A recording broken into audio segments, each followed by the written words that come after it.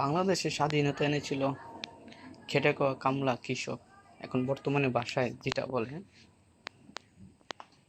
চিরা লুঙ্গি চিরা প্যান্ট, এসব পরে যুদ্ধ করছিল। আর এখন বর্তমানে উচ্চ সমাজ, শিক্ষিত যুগ, ডিজিটাল যুগ, লেখাপড়া করে দেশের যত অর্থনৈতিক আছে সব দুর্বল করে ফেলতেছে।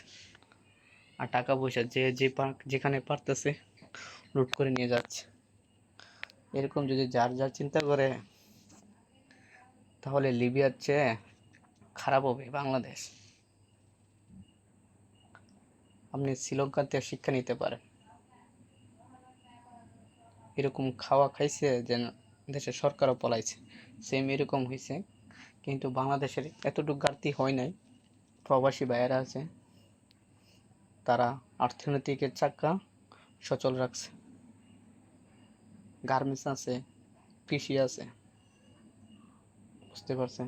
তাই দেশের সম্মানটুকু সবাই বজায় রাখার চেষ্টা করবে, এটি কামনা করি।